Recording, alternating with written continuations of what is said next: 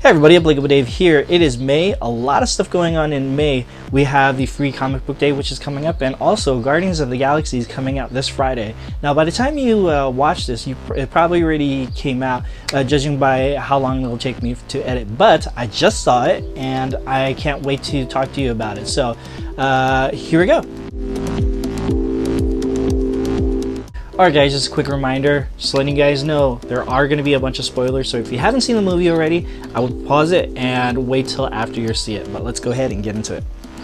Guardians of the Galaxy Volume 2 is the much anticipated sequel to the first hit blockbuster. This film has a running time of about 2 hours and 15 minutes, and I felt like the first hour was a little slow for me, but I felt like the second part of the film was actually really good. Pacing was just great, and a lot of the stories were set in motion, and all the action happened in the second part, so that was really good. The music was fantastic, as expected. I have the first volume, and I can't wait to get the second one. If you guys haven't heard, they were trying to actually have Adam Warlock in the film other than the post-credit scenes, but they didn't want to take away from all the characters, especially with Mantis. Even though I didn't care for her character that much, I felt like her being there was essential, especially with the turning point with Ego's diabolical plan and what his intentions really were. I kind of felt like she was another Drax. We already have Drax and his logic, and we didn't need another character that kind of magnifies that. I felt like Volume 2 was a lot more heartwarming than the first film. I think the first film was all about establishing the characters, and it was more like getting together, getting to know everybody, and start fighting. All in all, I'm very thankful for the visual effects and the action sequences. I thought those were really badass, and they were really, really fun to watch. I was sad that Yondu died. I figured somebody was gonna die. I wasn't sure who it was. It was either gonna be him or Nebula or Ego if he didn't turn out so bad. Sort of like the Darth Vader at the Return of the Jedi, where he's evil in the beginning and then turns good. But I guess that happened with Yondu. I was really sad that happened though. Howard the Duck made a couple cameos, which was okay. Stan Lee made a cameo as usual. This time he was in a spacesuit and he was talking to the Watchers, which was really good. So the last post-credit scenes were insane. Remember when I talked about Adam Warlock? Well, he did a cameo, at least his cocoon did, and so it was said that he's gonna actually be in the third Guardians film. I don't think he's gonna be in Infinity War films or the Avengers films, at least not yet, until he makes his appearance in Guardians 3, which is pretty cool. I really like Kismet's character. They didn't really show a whole lot in my opinion, but she's supposed to be, that's like the MCU's rendition of the Sovereign. I think that they're gonna play a bigger part, or at least they'll be showing more of them in Guardians 3, definitely. So, Starlord. A lot of the story revolves around him and his relationship with his dad, or the lack thereof. Ego comes to find him. I like how Ego was able to explain a lot of stuff about Starlord that kind of answers a lot of questions, especially in the first Guardians of the Galaxy, where he was able to hold the Infinity Stone. And come to find out, Starlord's actually a Celestial, at least half Celestial. Towards the end of the film, he was able to manifest his powers, and one of the funny parts was when he was dueling with Ego, that he turned into Pac-Man. I thought it was really good because of his mindset of just in his time frame when he was a child, because he was abducted by Yondu at an early age. So every memory that he has from Earth is all from that era. I think the single best aspect of the whole story of Guardians Volume 2 isn't so much the relationship between Peter and Ego, but more so with Peter and Yondu.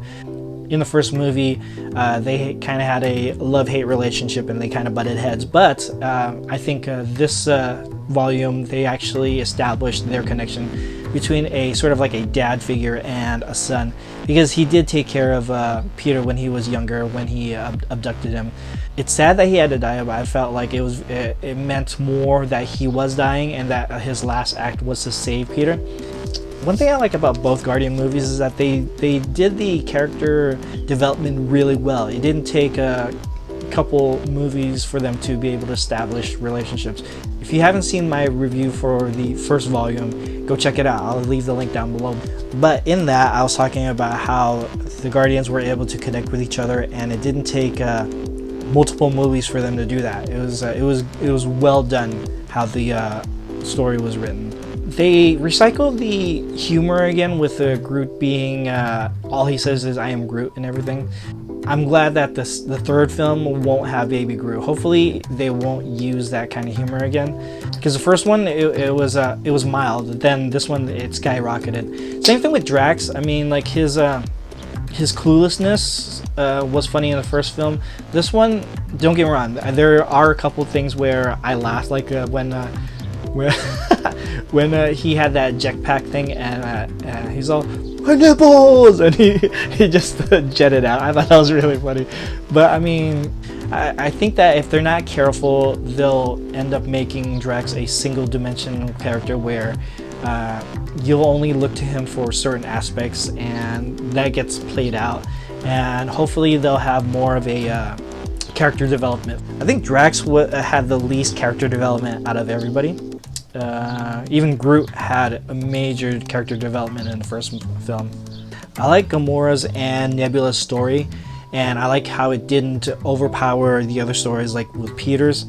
They did have a connection, but I'm glad that more action and more development was taken with Nebula, since she was a bad guy in the first place in the beginning of the movie, and then she ended up saving Gamora multiple times.